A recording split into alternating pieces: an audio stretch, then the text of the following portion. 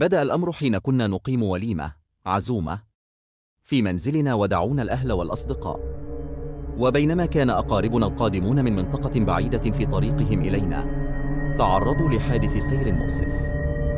انطلقت فورا مع ابن عمي إلى موقع الحادث، ثم تبعناهم إلى المستشفى للاطمئنان عليهم. كانت حالاتهم مستقرة باستثناء شخص واحد توجب بقاؤه للعلاج.